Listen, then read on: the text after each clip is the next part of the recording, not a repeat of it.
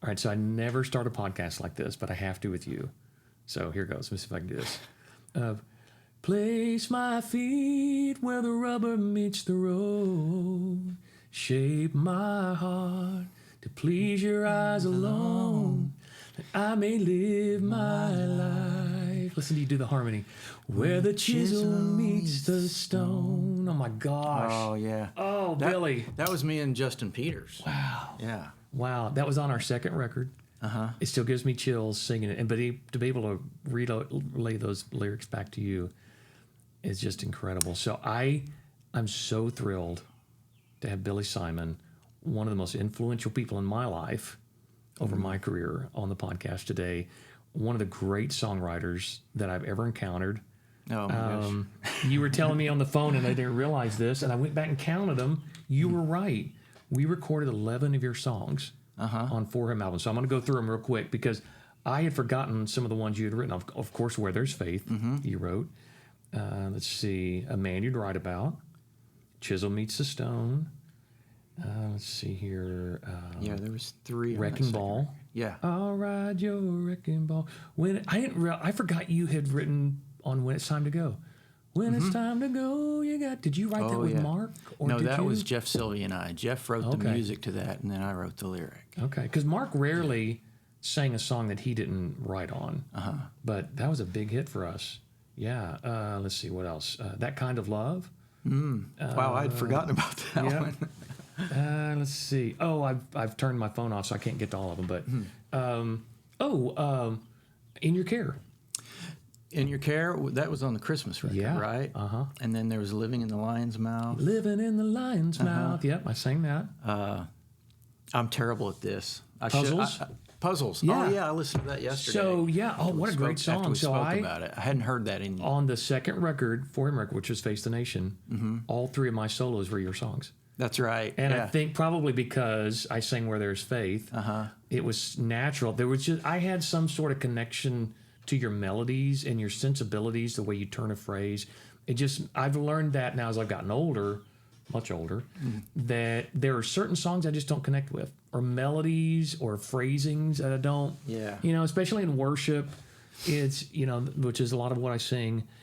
There'll be a song that is pitched to me to lead for worship, and I'll spend some time with it and just go, it just doesn't work for me. Yeah. And it's not that it's a bad song, it doesn't work for me, but your songs just over and over and over, for some reason, that's kind of the magic that happens in totally different camps, but a similarity in, like, I write by feeling. I never just write a lyric and then come up with music, because the music tells you what the song says. Yeah. And the melody is everything. And so that was real important to me, and it translated to you beautifully. Yeah. And I loved that about this relationship. It has been a great relationship over the years. And we, again, I don't know where For Him would be without your music. I don't know where I would be without your music. Now, you told me on the phone before we were setting this interview up that you're like, do you know the story of Where There's Faith? And I'm like, I know part of the story. I know, I know that we didn't, it was forced on us because Andy Ivey had gotten it. And but we're going to go, well, you're going to tell the whole story here in a second. But from our point of view, we heard it and was just like, well, it's a really cool song, but it sure is different. And I haven't heard anything like it on Christian radio. We were scared of it. And we kind of put it over here in the maybe if you force our hand, we'll do the song. But Andy Ivey forced our hand. He's like, no, you're doing it. I'm making the decision for you. You're doing this song. And I will tell you this. We were, all 4 of us were lead vocalists. Sure. And so we wanted to make a record that showcased each of us. So each of us were going to get 2 leads on that first record. We were going to record 9 songs. Each of us were going to get 2 leads, and then we were going to do one all skate, where we all kind of traded off and did the harmonies and stuff. Makes sense. And it was like, it was just like this wild scramble. We put all the names of the songs on pieces of paper on the table. I never forget. I think we were in Denver or something on a day off, and all the songs were sitting there, and we'd kind of yelled "go," and everybody started grabbing the songs they wanted. That's great. I And hadn't what heard was that. left in the middle of the table? Where there's faith. Where there's faith. That was the one. No one. We were all scared of it. Like I don't. And I'll never forget this. I'm not patting myself on the back. I feel like it's the Holy Spirit that prompted me to go, well, you know what? If no one else is going to do it, I'll do it. And I slid something back and picked that one up. And Jonathan David Brown took it, made it musically what it became. It was the last song we recorded before we had to get back out on the road with Truth. I remember the guys had already taken off because we were still with Truth while we were making that record. That's right. They went ahead and took off. And the last thing to do on the initial record, the debut record, was to sing the lead of Where There's Faith. I didn't know that story. And so that's, and I was like, I had a day to get it, and then I had to jump in a van or a car or something and take off and meet the group somewhere in Georgia somewhere. And then it was 5 months later, we get a call from our label saying, you're not going to believe this, but Where There's Faith just went #1 on Christian radio. And from there, it was just this huge thing. So, man, I that's my side of it. I want to hear your side of Where There's Faith. Now, it's not the only song that matters in this conversation, but I feel like we have to start with it. Oh, I love it. And it's kind of embarrassing, actually, the story, because I was writing at Meadow Green, and Randy Cox, my publisher, like a father figure, named one of my sons after him. He had me come in and said, Billy, Sandy Patty is going to sell 500,000 records, and you've got to be on this record. And I just never was real cut out for the straight down the road inspirational song. I'm just a little too quirky for that. And so it bugged me. I was like, oh, Randy, do I have to? Yeah. He said, you got to do these things, Billy. You can't just stay in your lane. You got to spread. And was your biggest hit up to that point, was it Wise Up? It would have been, yeah. Because I remember seeing connecting your name to Wise Up, I was like, oh, well, okay, hang on a second. Yeah. Yeah, that makes a little more sense. And that's kind of a story from that era, because that's back when the artists would come and sit in a circle with all the writers at a publishing company and say what they wanted to say. And so Wayne Kirkpatrick and I, heard Amy talking about how much she loved Footloose, wow. the movie, Kenny Loggins. That makes sense, yeah. And so Wayne and I filled a piece of paper full of just 2-syllable hooks, and Wise Up was one of them, and we landed on that one. Interesting. Wow, that does favor Footloose now that you mention it. Yeah. Yeah, it does. It actually, the demo sounded like Ghostbusters. Really? Yeah, I'll have to. Do you still have that demo I somewhere? do. I'll have to get that to Oh you. my goodness. Wow. But yeah, on to Where There's Faith. Yeah. So Randy told me you got to be on the record, and I was having a real bad attitude about it. I was like, this isn't my type of thing. Why are you forcing me to do this? So I went home and sat down at my piano and said, okay, I've got to write the just simplest, almost cheesy kind of thing that because that's what it was to me.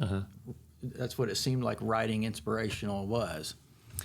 And so I did this dun dun dun dun dun. Okay, that's nice and simple. That ought to do it. And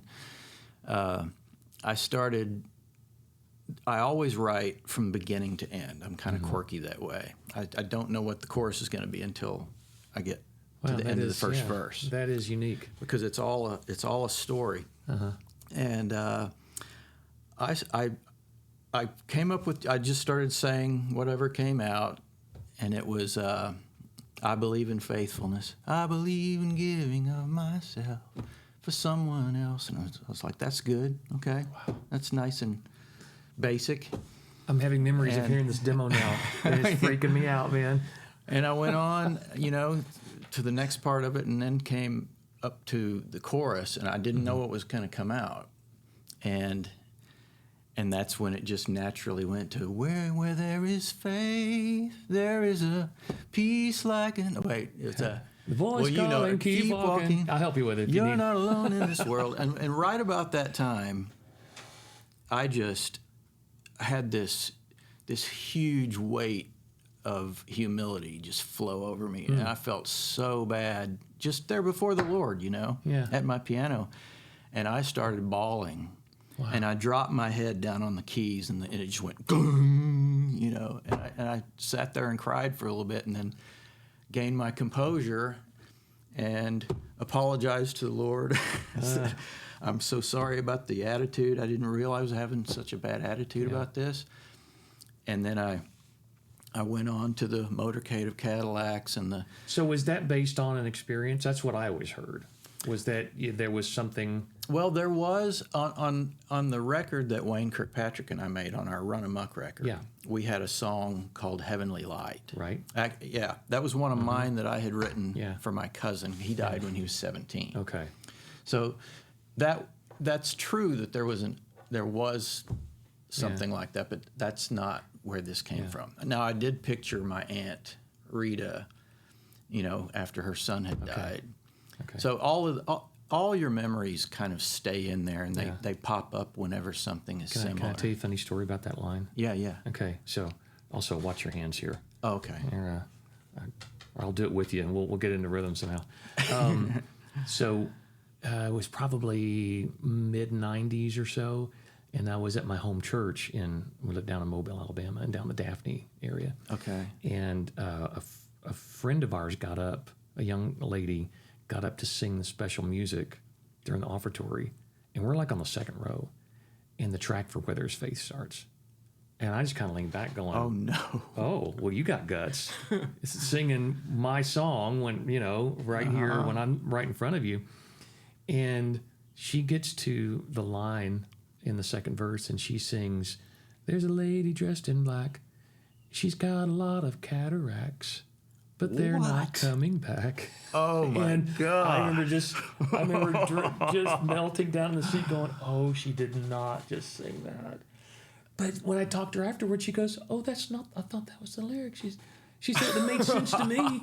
And I'm like, well, I guess it does make sense. She's like, I thought she was healed of cataracts.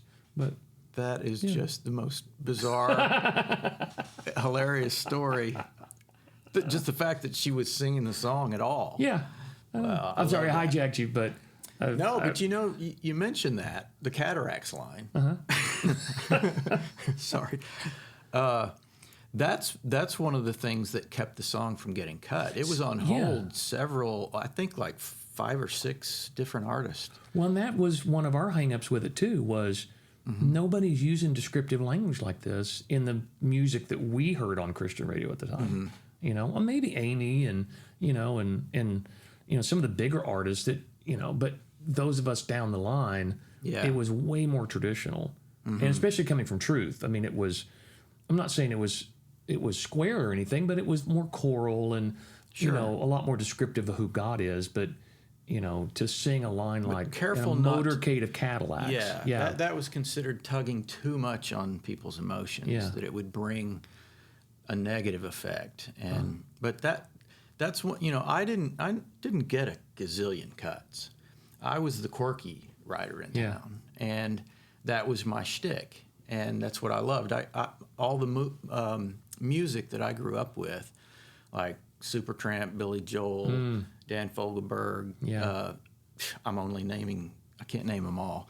But I found lyricists like Bernie Taupin who could say things that just described, you'd be filled with emotion just listening to this poetry. Yeah. I loved the poetic angle. Well, we were always giddy. We were always giddy when we got a new batch of songs from you, and we were starting to listen to another record. And it was like, oh man, can't wait to listen to these Billy Simon songs, because they were quirky, but they were so original, and they grabbed your heart and your imagination. And it's I think of Puzzles. Yeah, Puzzles was one of those too that was just like this. I've never heard anything like this, and I love it, and I want to be a part of it. And is that something? It's something you grew up doing. Did you know early on that this was something that you wanted to gravitate toward? Did you write poetry as a kid? I didn't know about the writing. The poetry started in high school when I was a junior. I had a crush on my English teacher, and we had to write journals. Yeah. And so I was always trying to impress her, and realize that, wow, I'm actually affecting this person. Obviously, I'm not going to get the girl. But, you know, it taught me that you can really make people feel something. And that's when I fell in love with poetry, and I continued that. I didn't really think about writing until the end of my senior year, because football season was over. Football was my life. I played defensive end, and I wasn't that good. We had a small town. Yeah. Oklahoma, right? Yeah. Yeah. Cleveland, Oklahoma. And I just loved football, but my grandma had moved in with us because my grandpa had died, and the piano came with her. She had a piano. Oh, wow. And it was sitting right there around the corner where my bedroom was, and I started dinking around on it, and You hadn't taken lessons or anything before that? I had, but miserably failed. Because Sounds like me. Yeah. it's two different sides of the brain when it comes to piano, or really any instrument. And I didn't have I couldn't read music. All that went too fast for my hands and my head, and I wasn't interested in it, so I quit. And then my music and youth director at Cleveland First Baptist, Randy Presley, he showed me how to play chords, and it just blew my mind that a letter up on top of the lyrics, if you're looking through a songbook, I had the love songbook. Oh, wow. And Chuck Girard and Tommy Coombs and Phil Kagi and all those guys. It was before my time, but I caught up to it, and those were the songs that really pulled me in. And so anyway, back to the song, to puzzles, if that's what you were talking about. Well, I was, yeah. That was one of those that just, again, once we started getting multiple demos from you, and you know, of course, with the success of Where There's Faith, we're like, and then knowing your body of work before that, we're just like, yeah, more Billy Simon songs, please. That's and great. And they just kept getting more fun to listen to. And your vocal, we're all over the place here, and I know we started with There's Faith. We're going to get back to it. But the ping pong balls are just bouncing around in my brain right now. You know, after Where There's Faith, it was, you know, we would get these demos from it, and your voice was just so cool. Like, it was different as well. And it sold the lyric and the melody. Whereas if it was somebody else, just to say, you know, that was someone that was typically going to record a demo at one of the publishing houses, I don't think it would have sold us on it as much. But your voice had this really cool, and you came with all the harmonies, and you know, just all these little vocal inflections that were just like, I want to be a part of this. Like, it made me want to be a part of what you were doing, and it just excited us every time we'd get a stack of cassettes. That's great. great. Or maybe one cassette with 5 or 6 of your songs on it. Well, I was excited when For Him was cutting again. Oh, I bet you were. Because we had started something, and I knew I had at least you were going to hear my songs, and it became a really great. It fueled other cuts too. You know, you mentioned some of the podcasts you've done, and several of those I had artists that would cut my songs. And like I said, I was one of those writers that didn't get a lot of cuts. And I kind of scared some people where it was going down a lane that they couldn't quite say what I was saying. But what I did was I made it kind of a fake artistry for myself. And this is how I spoke, and this is how I said things. Yeah. Because I wanted it to be memorable. And sometimes that didn't work for everybody. Yeah. And Where There's Faith is another example of that. So let's go back to that. So Where There's Faith, did Sandy put it on hold? No. Randy, the first thing he said when I played him the demo was, well, I've got good news and bad news. The bad news is Sandy Patty's never going to cut this. And I'm not even sure if he even pitched it to her. Yeah. He probably did. He pitched, golly. She had to have heard hundreds of songs. I used to be the tape copy boy, and man, I was the first Meadow Green music tape copy boy. Congratulations. And so, But that had to be cool too, because you got to hear all these songs come through that were inspiring to you, and in helping move the needle for you as and look well at as who a creative. That was Rich Mullins. That was Gary Chapman. Wow. Michael W. Those are the ones that really stood out for me. And I would go down in the studio and listen in on all the records. I actually sang on Smitty's record. They didn't keep it, but I was in there, Yeah. and so they said, "Hey, can you come and sing this part?" But just being around, even learning how to engineer, I was the fly on the wall, and I never said, "Hey, what does that do?" I just watched and waited to see what it. Did you do sounded your like. own demos? I did. Yeah. Yeah, I thought you did because everything felt the same. Yeah. Like it was, it had a vibe to it for sure. Yeah, it's certainly dated now, but at that time, with the things like that DX7 Rhodes sound that Chicago used all the time, and then mix it in with a grand piano, and there were so many sounds that were available because that was all new. MIDI had come out, Yeah. and I don't know if everyone knows what MIDI is, but it's the process that allows one keyboard to talk to multiple different keyboards, and then if you have a sequencer that can record it all, that's what gave me life, was when MIDI came out. That technology, because I can't play and sing to save my life. I have a real weird block to where if I start playing and then I sing, I can't get the time right, and then my brain just goes haywire. So I actually had to go through a mourning phase of being a singer-songwriter that couldn't play and sing. So knowing you're probably never going to be a label artist. Yeah. Now the good news was that Did you have that aspiration? I didn't really Did you want have to? that aspiration. Speaking of Andy Ivey, he offered me a deal at Benson. Oh, I didn't know that. And I hadn't thought of that really. I'd have bought your record. I was, because I just don't write that kind that. Yeah. But it is interesting. If you were to put it all in one package, what would it do? Right. But what I did was Brown Bannister was starting a label too, and I had always wanted him to produce something on me.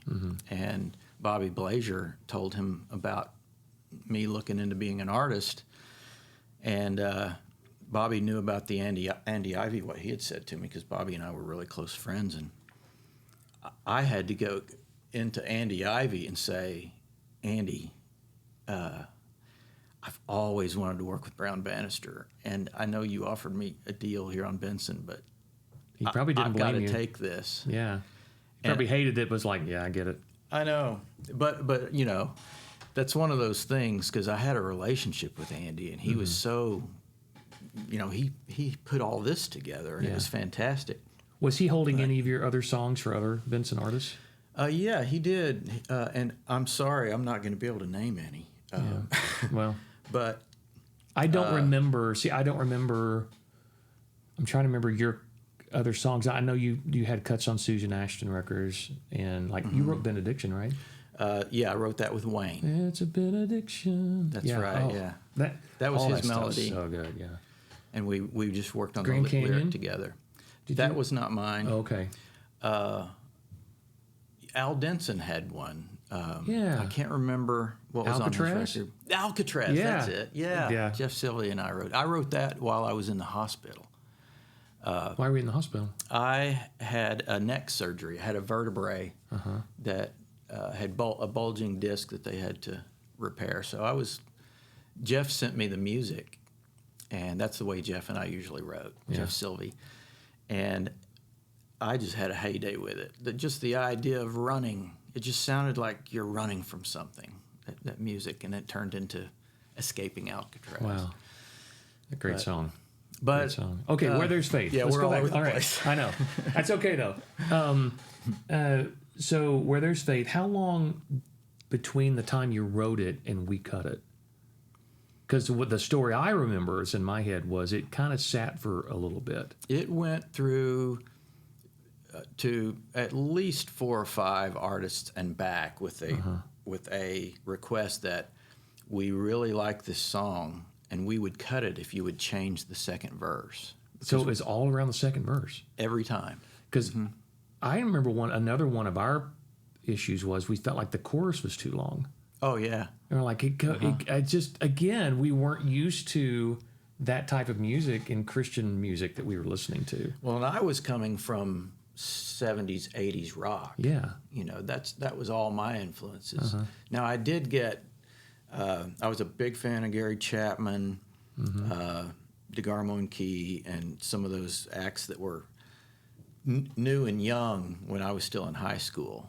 And so I did understand that side of it too. It kind of tamed me a little bit to be able to not write something like, who would I mention? Well, you mentioned Supertramp. Yeah, acts like that were just. Logical was Song's always one of my favorite pop songs of all time. Oh yeah, Yeah, but it was all. I loved that ear candy and that mental stimulation. But they also painted a very vivid picture yeah of what they were trying to say. and that I followed them all the way. Yeah. And so that kept me from getting on a lot of records. Yeah. But it was okay because that was my thing. Yeah. Wow. Well, And, tell me, let's go into some song stories. So tell me the story behind Man You'd Write About, if there is one. I had just started, my wife and I at the time had just started going to a Bible study with Chris Smith and his wife, Jessica, and Justin Peters and his wife, Beth. Who else was in there? Oh, Brett and Aaron Berry. He leads worship up north somewhere now, I think in the D.C. area. Anyway, we just really were serious about this Bible study, and I really got convicted of just, I went through a lot of humbling, and not that I was some jerk, but when I would realize that I wasn't up to par with what God asks of us, it would always really hit me hard. And in this Bible study, I really felt like I wasn't really pulling my weight as a Christian, and so that's what birthed that song. Wow. I was feeling that, and I just said that's what from here on out I want to be a man that you'd write about. And I thought about the Bible ending. The Bible had an ending point as far as what was the Bible, but we're still the same people. It's still time. It's still our relationship with God. So theoretically, it could still be being written. Yeah. Maybe it is. Or version, 2, 3, 4. Right. And so, that's it. I just poured my soul into that thought and declared that to be my path. What about Chisel Meets a Stone? Because that one, I have to tell you, that was my dad's favorite song. Between that and Measure of a Man, Chisel Meets a Stone was one he just held on to, and he was like, I just feel like the songwriter is telling my life story here. That flavor and that angle of hard work, that's where nothing happens unless you step on the gas or you sling the hammer or whatever. That was kind of what was behind the idea of that. Justin Peters and I worked on that lyric. I think I had the music on piano. Sorry, Justin, if I've got that wrong. It's been a long time, but no, I loved that song. I loved the way it felt so good how the chorus came out of the verse. Yeah. And you really nailed that, made that your own for sure. Well, I appreciate that. Well, Chris Harris, who produced the track, just he dug in. He found the emotion in the melody and with the track he put behind it. And and again, I feel like at that point I was so in tune with your melodies. I knew where it was going. It's that instinct of like, I know where he's going with this, and I know what I can add to this. And Chris is another song guy. Yeah, he knew what to do with you. Love that guy. And then, man, we were so thrilled when we did our Christmas record that we actually had a Christmas song from you. And I will tell you this, as much as people love that record and as big of a hit as Strange Way to Save the World was, I mean, that's when people think about the Forum Christmas record, absolutely. First thing they're going to think of is Strange Way, because it just, it's had this huge life.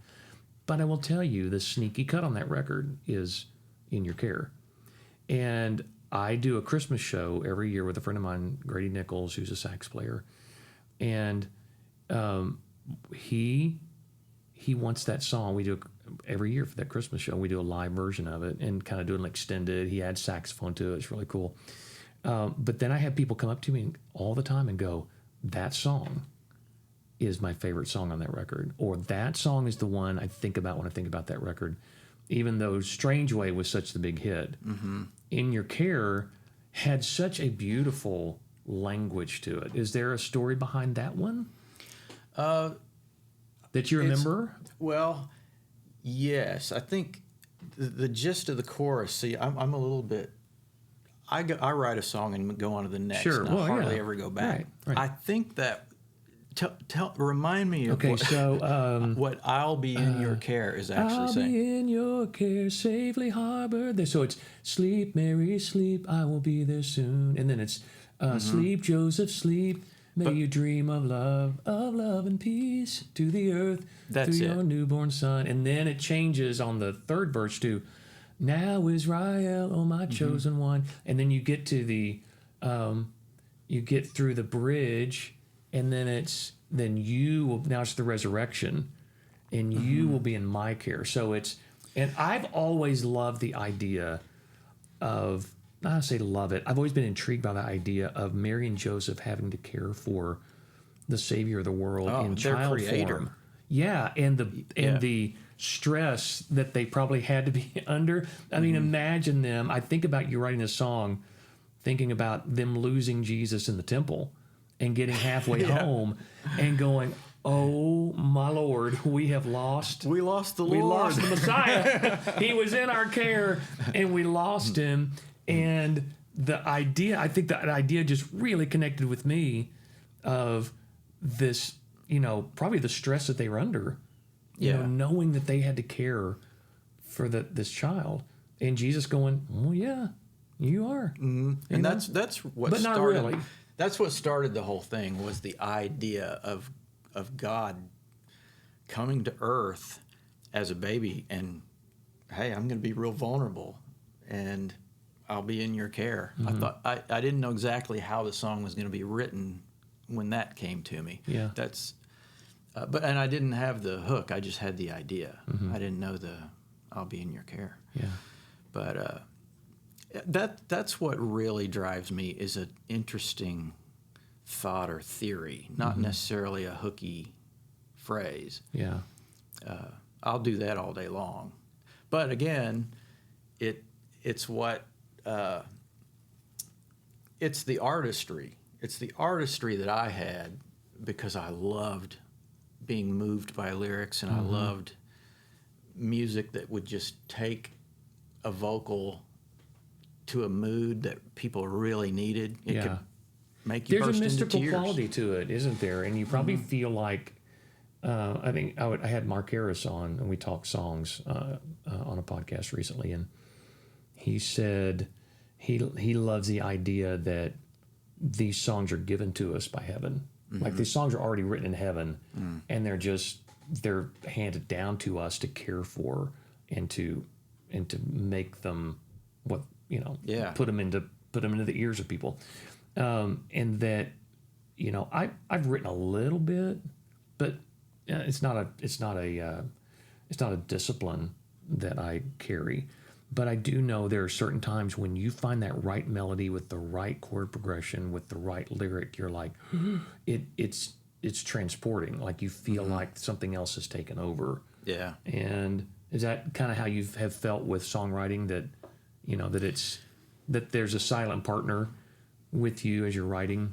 Oh yeah. I mean, just even when you're not writing or anything, just God, thank you for giving me, a wordsmith type mentality, or making me thrilled to, to rhyme things, It's because it is. I was Oliver, my 11-year-old. I was just telling him last night while we were saying the prayer about how unique he is.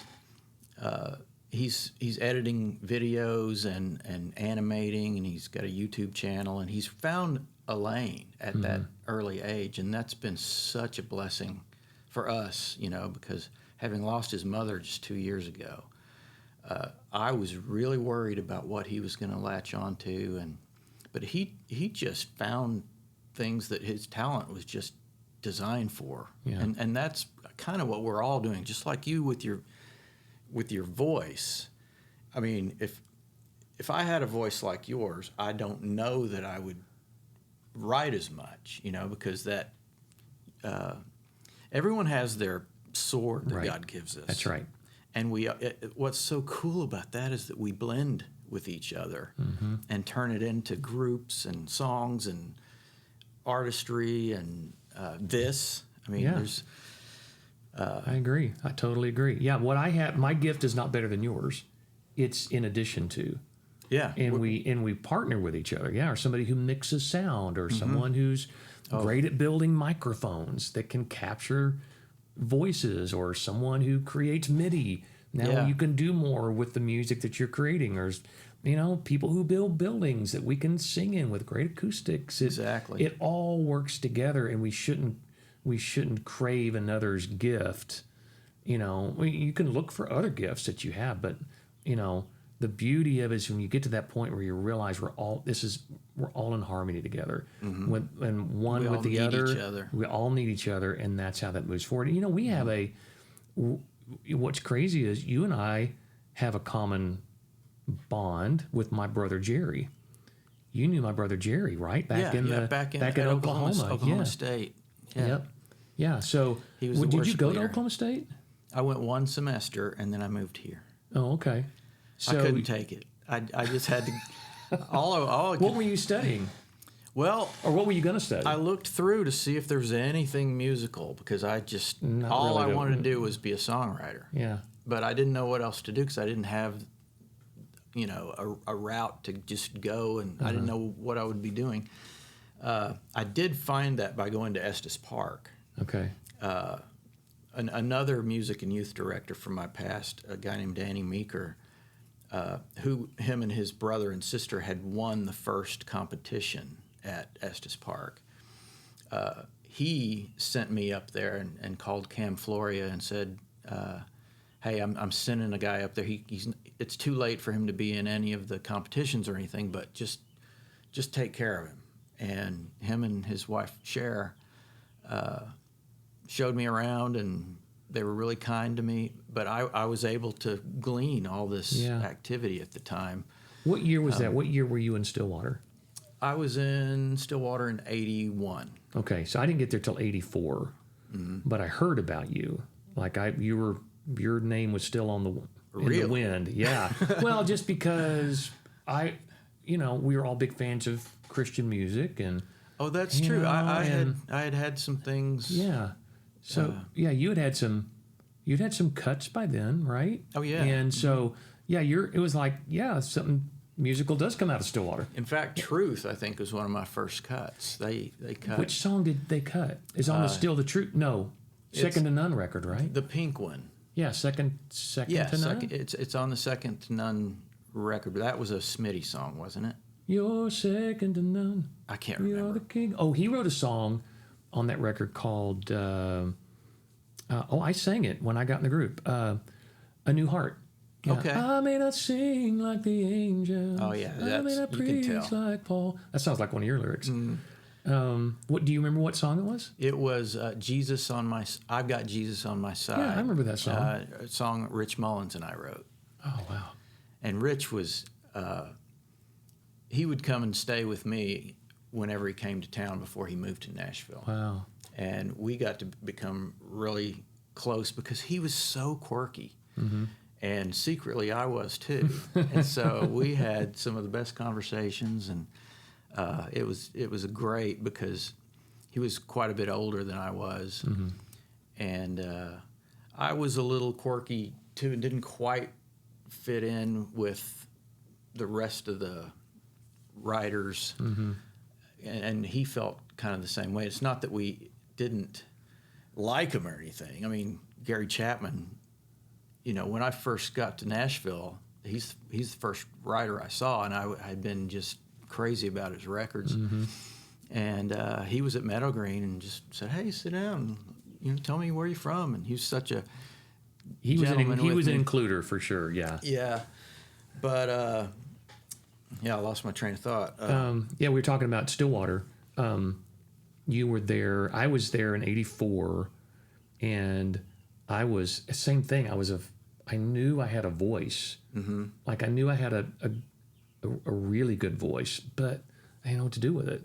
Yeah. And so I tried math and engineering, and I was good at that in high school. So kind of good at it in college, but I was kind of like, I gotta get out of here. I don't know. Like, there's got to be something else. That's funny. The way I picked my course was might have something to do with music. It was electronics, engineering, technology, and it had the word engineering in it, so I thought it might have something to do with the sound console, and it didn't. So, OSU was not known for, Oklahoma State University was not known for its music program. I actually went on a trumpet scholarship. Really? Yeah. I didn't realize you played the trumpet. I did. I played piano all growing up, and then I played trumpet in high school. I was like first chair sophomore through, senior year. And again, growing up in Waco, I'm like, I don't know what I'm going to do with this. I want to sing, but I don't know how. I don't know who to talk to. So my brother Jerry was at his church in Stillwater, and he said, "Come on up here. Good engineering, math school. You're good at that. Come up here." And then he put me in his group called Assurance that he had, and you may have known some of the people that were in that at the time. And then we started a little band with one of the guys that was there called the J. Thomas Band, and he wrote songs, and I was the lead singer, and I played a little keyboard up front, and we did some stuff, and then through a crazy turn of events, Roger Breland called me. And we knew some of the same people. And he said, "I heard you could sing. You want to come audition?" I'm like, "Let's go." Well, now, did Jerry have a connection to Roger? So the connection there was Steve Green was leaving the group in 1975, 76, something like that, before we went with Gaither. And they were coming through. My brother Jerry was at John Brown University. Okay. And he was going to school with like Neil Joseph and Steve Taylor, Stevie V. Oh yeah. There was that really dense group of musicians that ended up all going to Nashville and kind of running the industry. But Jerry didn't go. He got engaged and was going to take a church and as a worship pastor. And so they came through John Brown, did a concert, and he asked Jerry if he wanted to come replace Steve Green, and Jerry turned him down. Wow. So 10 years later, or so, they come through Jerry's church. He's moved on from Stillwater to Yukon at a church there, and Truth comes through, and a guy named Mike Eldred is leaving Truth, and he says, "Hey, you didn't answer the call 10 years ago. You want to come join us now? Ha, ha, ha." And Jerry goes, "Well, I got a little brother. It's about the same age I was when you first asked me to come out." Yeah, he said, "Here's his number. Why don't you give him a call?" And so I get a cold call from Roger saying, "Hey, I heard about you. You want to come audition?" I'm like, there it is. Oh, wow. And I've been praying. I'd kind of been praying that direction, going, sure. "God, you got to do this because I don't know what to do." And so that's how I got in. Anyway, this is not about me. People have heard my story before. Let's get back to your story. I just wanted to kind of throw that in there that, it was funny just how our paths kept crossing. And then for that, the where there's faith thing to happen, I mean, then it was like, we're knitted together for the duration there, the rest of because you wrote even all the way through songs for us, all the way through the Walk On record. You wrote I Know You Now, right? Yeah. I Know You Now. Yeah. And I think that was the last song you wrote for us that we recorded, if I'm not mistaken. I think that was another Jeff Sylvie and I song. Okay. We loved writing for you guys. I mean, we had a real similar... I always knew if he handed me a piece of music, I was going to know what to do with it. Yeah. I've had a few co-writers like that I love. But other than that, I really prefer to write by myself just because it's just kind of... It's my baby, But the stuff you did with Wayne, though, Wayne Kirkpatrick, still, he sent me, I had Wayne on the on the podcast a few months ago. Yeah. And he sent me a file to the Run Amok. Oh, okay. album. So you got it. Yeah, so I've got it, and I sent it to the For Him guys. I'm like, I've got the Run Amok album, because we all loved that back in the day, and none of us had kept the cassette, because that's all we had. That little cassette that just kind of floated around Nashville like they tended to do back in the day. I might have to hit Wayne up because I can't find my copy. Oh, I'll send it to you. I will totally send you a file circle. transfer of that. Yeah. That's such great stuff. I listened to it over and over and over again for about 3 weeks. Just like, I remember this. It's Well, so we good. did that kind of like you guys did with your first record, I guess, because we picked 3 songs that we would write 3 songs together, and we would each have 2, I think. Anyway, we each had one that we wrote by ourselves, and then we had each got a couple that we could co-write with one that we could write with someone else, and mine was with Jeff Sylvie, and then his was with Chris Rodriguez, I think. Oh, wow. Clown in Your Rodeo. Yeah. Yeah. Yeah. I hang out with Chris all the time now, and he keeps coming up in a lot of these conversations. What a guy, Oh, man. it's so good. I love him. So anyway, that's how that worked. Wow. But you know, it is really a web that we weave just from even just an example of people started I would be in a studio having some demos done, and I would hear someone call me Jimmy, and I'd turn around and they're like, "Oh, I'm sorry, I thought you were Slows." Oh, I can see that. Because at the time he was a lot. We had a similar build. His hair was right about the same length as mine was at the time. Yeah, kind of a mini mullet thing that we all had sorta. back in the day. Yeah. Exactly. But then, ironically, the Lord just sows these kind of notions, and I've seen that in your story blending in with mine with your brother Jerry, and then it's interesting to see. It's almost like God's saying, "Hey, this is going to come back. You're going to see the end of the thread. This is the beginning of it." But in that case, later on, I was making a country record on MCA with Jimmy and with Ron Hemby, and I went to a family reunion down in Texas, a Baldridge Amix reunion, and then there was some Fannons that I learned about that I didn't really know about. So when I came back, we were on MCA and making a record, and he just said, how'd the reunion go? And I told him I wasn't even going to say Fannin because those were way out back in the past. Yeah. But I did. I said I saw some people I remembered when I was a kid, and then we learned about some Fannins, and that's kind of the long and short of it. He said, "What? Tell me more about these Fannins." And I told him that my Aunt Rita, who had gone up to West Liberty, Kentucky, with a group to see a Fannin graveyard from some of our distant relatives. Yeah. And he slid off of his chair onto his knees and kind of started shaking and grabbed me by the arm and said, "Do you know where my mom is right now having coffee at her kitchen table where she's lived her whole life, West Liberty, Kentucky?" Wow. You know what her maiden name was? Fannin. Oh, wow. And so we both stood up, and then our We're chins cousins. we just hugged each other. We just knew we were cousins all of a sudden. And then I got onto that ancestry, and it took me almost a year, but I put his name in and mine and all the information that we had and worked them all the way back to we had the same, I can't remember the great number, but my line, it came from Dave and Jane Fannin, and they were married 1776 in I think it was West Liberty, Wow. Kentucky. Wow. And so we've remained real close, obviously, since then. And and I really needed that relationship.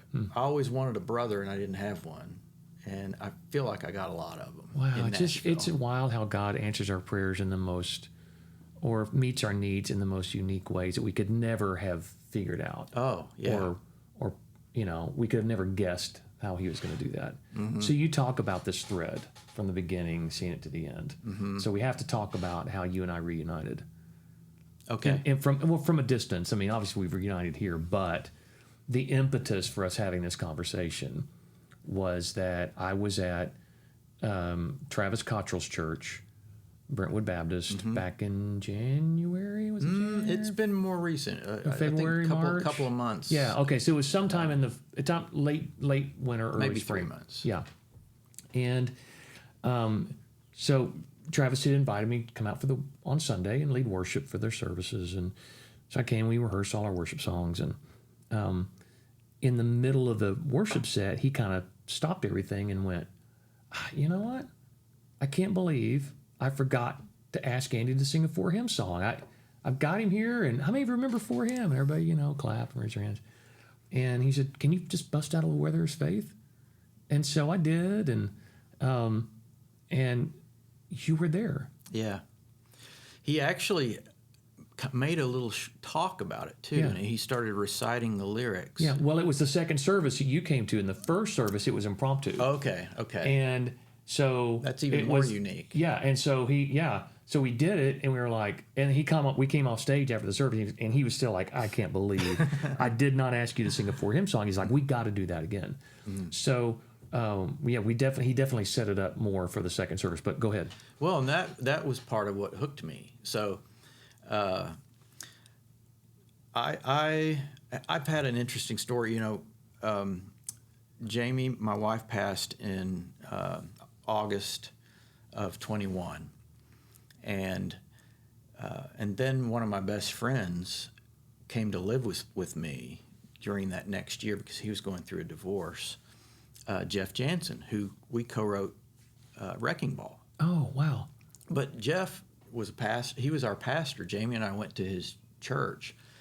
And so while he was at my house, he had a terrible accident and drowned in my hot tub. And so Jamie had taken her own life. And I've done a lot of research on that, and I understand now that she was bipolar with a manic attached to it, and I've studied a lot of that. Yeah. And I was able to see that she really, literally didn't know what she was doing. She had been pushed into a different narrative and was acting out a story, and the manic attached to that usually is dangerous. Yeah. And it can be a deadly. Wow. But so we had a lot of tragedy at our house just in 1 year, and so I was talking about Jeff. Sorry, I've lost my train of thought again. It's okay. Jeff had moved in with you, yeah. Okay, so that's the condition I was in. Jamie was also a real worshiper, and she would dance. She would go in the back and dance, and prophetic dancing, and went and did events where she would do that for worship. And so going to church without Jeff around and without Jamie around, it just got, I would be there, and then the worship would start, and then the worship would just trigger tears, and I just couldn't, I couldn't stop. You told me too when we talked earlier that you couldn't even play the piano. Well, yeah, I was actually, she shot herself in the middle of the night, and I didn't hear it because I was downstairs playing my piano with headphones on real loud. Oh, goodness. And turns out that was actually a better way for it all to play out, because this was on a Sunday night, or Saturday night late. And so if I would have found her that night, it would have been 2 a.m, and Oliver's laying in bed asleep, an 8-year-old, and just the the chaos that it would have caused. It was already chaos, but Yeah. but So you didn't find her until the next day. the next morning, Oliver, I slept downstairs because she had some she was having some trouble sleeping, Yeah. and that's part of the whole trigger. Mm-hmm. And she went upstairs to go to sleep. We said our I love yous and kissed goodnight. And I told her, just stay home and stay in your pajamas, cancel all your dance lessons. She's a ballroom dance teacher and world champion, actually. Wow. And she said, that's a good idea, and went to bed. So everything seemed normal to me. The next morning, Oliver came, just bang, bang, bang, bang, his feet on the stairs. And he was also yelling. I mean, as soon as I heard him running down the stairs, it kind of shakes the house, and I jumped out of bed and met him right about in the middle of the stairs. But while he was running, he was also yelling. And his exact words were, "Daddy, Mommy's dead on the floor in the bathroom." Oh, gosh. And So I just zoomed right past him and was Wow. just, oh God, no. And I got there, and it was exactly what he had said. Mm. And so anyway, it was a real, it was a year of considerable trauma that just Sure. made church hard to. I wanted to go, but I just couldn't contain myself. It was too Yeah. emotional. Well, it really started getting on my bugging me that I don't have Oliver in church. I need to suck up whatever issue I've got. He's got to grow up in church. And so I took him to 2 or 3 different churches to try, and he never did like the kids' departments. And I was talking to Jamie's mom, and I just said, look, I know one thing about Baptists. They're great with kids. I grew up Baptist, and I think I want to go back to a Baptist church for his sake. And I don't have any problem with it either. I love the whole. It's always been my same belief system. Yeah. And they fit great. But I got to church, and we went to Sunday school, and then went in the auditorium. And why did you choose Brentwood Baptist that morning? Oh yeah, because she just threw it out there.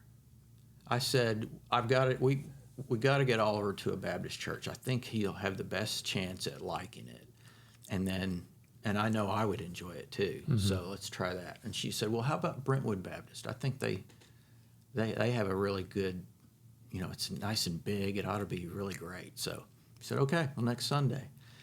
And so we went for that reason, and I was nervous because I didn't want the same thing to happen again. And then I saw you on stage, and I was like, wait a minute, Andy's here. And I looked for the other guys, and it was just you. Yeah. And so I knew what was going on. And then when Travis started reciting the lyrics to Where There Is Faith as he was introducing you somehow. Yeah. He made a little talk about it. And though the way he said what he was saying after reciting the lyrics and then kind of explaining, it's like I had never heard that before. Wow.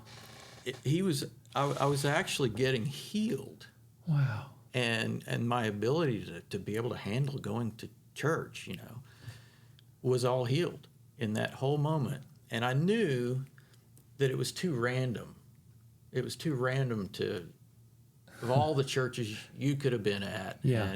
and we could have just stumbled on and picked because of the kids' department. Yeah.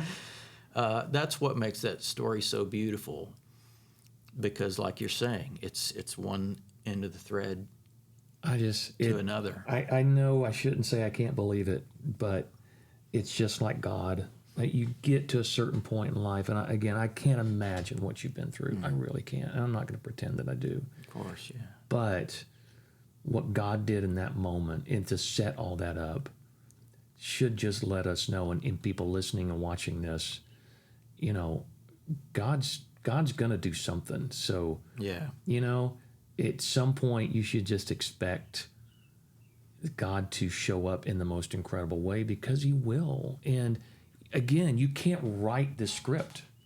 You can't. And for, I will say just from my perspective, the song, when I sang Where There's Faith at 23 years old and sang it on tour, it was a great song and people loved it and I loved singing it.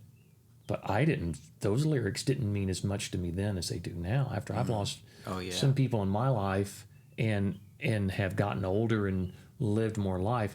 For you to say that those lyrics, when they were recited back to you in that moment, were healing for you is just one of the most incredible things I've ever heard. That God put those. We talked about this early on. That there's this force from heaven, whether it's the Holy Spirit or it's the Holy Spirit's a huge part of it. But there's this. I believe music is a language of heaven. Absolutely. I've had John Michael Talbot on the podcast, and he talks about that music is a wavelength, and we know that light is a wavelength, and that the Word of God is musical, that God is a musical being, and that music it's a way that we communicate. He quoted Saint Francis of Assisi saying that when you sing, you pray twice. Nice. That there's this spiritual connection that music has, and for God to give you those, and now we can put the pieces together a little bit of what some of this story looks like. That God gave you that music and those lyrics, a song you didn't want to write, that nobody wanted.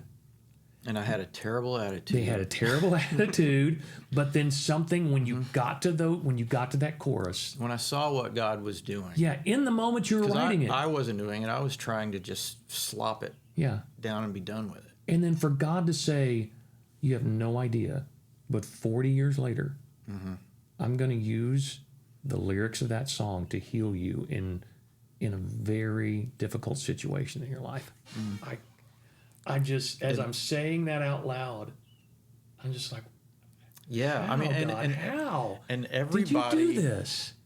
Anybody can partake in that kind of thing too, because God is a creative God. Humor is His thing. He is a humorous God. I believe that. And irony, that seems like irony is, He's got a handle on all of it. It's any emotion, and if you just walk with Him, He'll play with you that way. Yeah.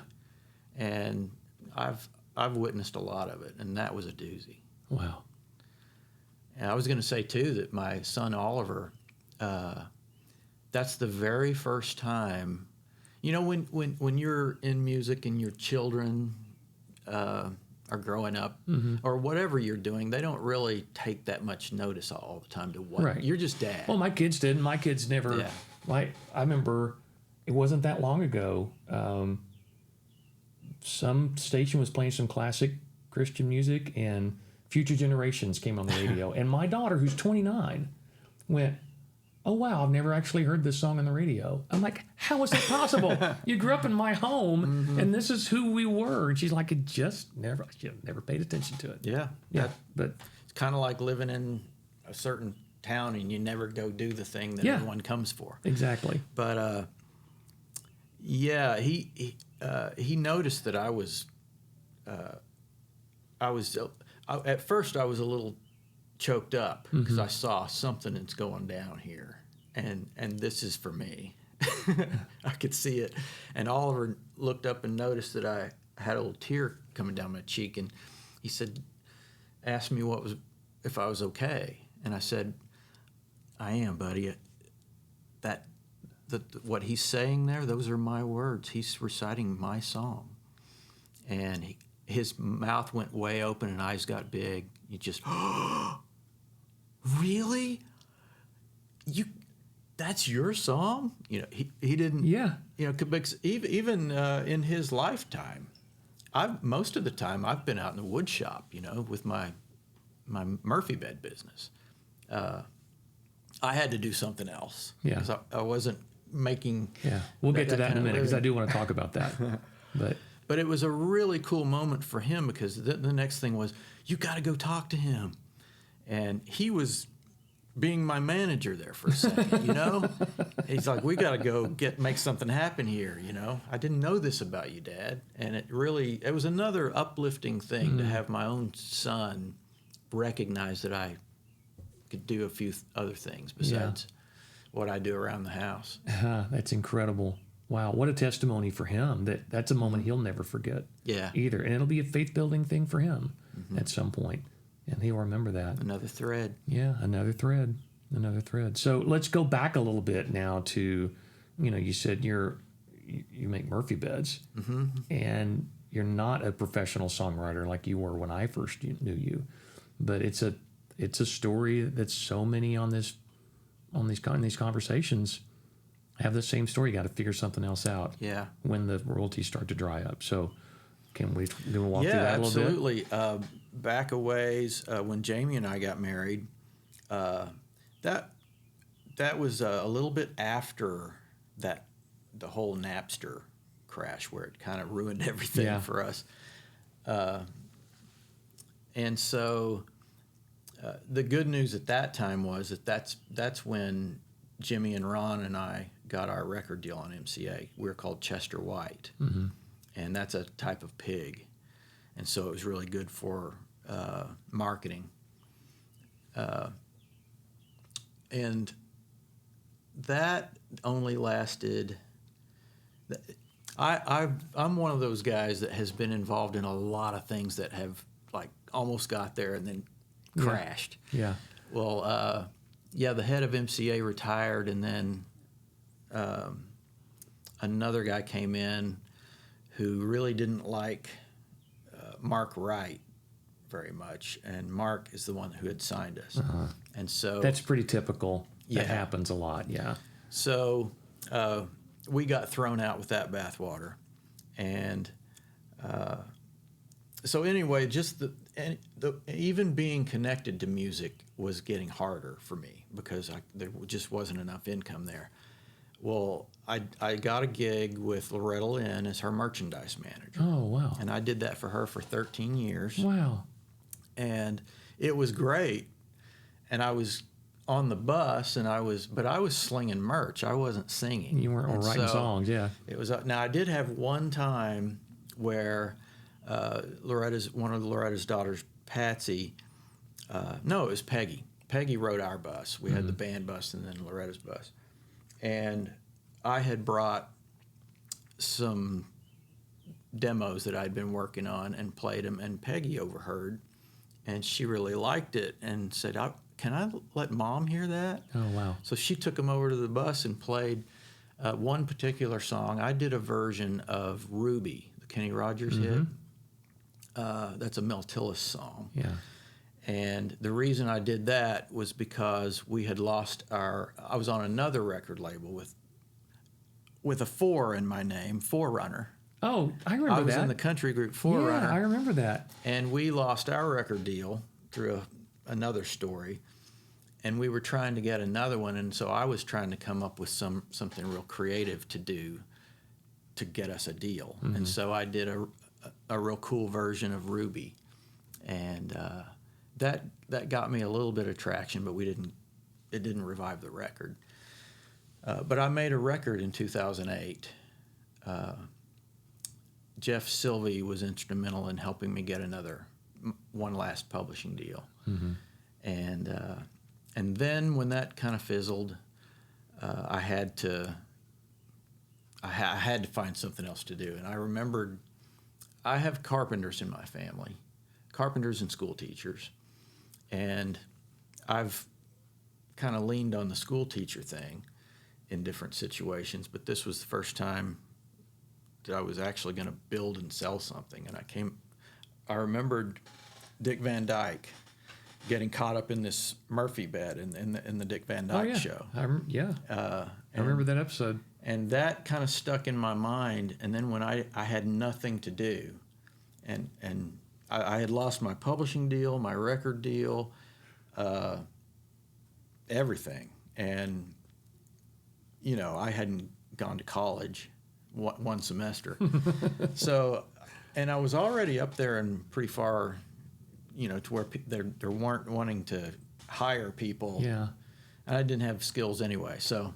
So did you not, like, had you done woodworking before or any kind of carpentry? Well, I was a do-it-yourselfer. I mean, I Yeah. remodeled homes and stuff like that just because I was around it growing up. That would qualify, yeah. And I'm in the middle of one of those right now.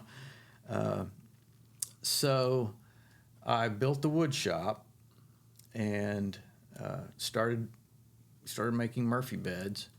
And as I was building this business by myself, I'd never done that before, and it was just so scary. I mean, I would cry out there half the time. But let's see, where was I going with this? I still wrote. I would just write while I was out in the wood shop, and I would just sing into my phone on the voice memo. And I had a collection growing on there because I had to do that just for sanity. Yeah. Well, after Jamie died, I needed an outlet that I could express with and do, I needed some healing. And I went straight to digging through those songs and started making a record. And I'm almost done with it. I've got, I think, 9, and I'm planning on doing, I think, 3 or 4 more. Wow. And it's really just a tight-knit little group. It's me, and then I take the song to Dennis Patton. Dennis does a really cool program, and then Jerry McPherson plays guitar. Oh, Jerry Mac. Jimmy plays bass. Wow. And any other calls. I think Tom Hemby came and played on one. Yeah. And wow, some great players there. But we just got a little machine going. And Mark Hill played bass, upright bass on a song too. Okay. But that's it. And when can we expect to hear that? When can I expect to hear that? I could get you some. I will swap you mixes. Run Amok Okay. for your new music. How about that? That's a good. I think that's a fair trade. That works for me. But most of it's ready for mastering, but we're waiting to get it probably in the next 2 to 3 months, I would think. Wow. We should be done.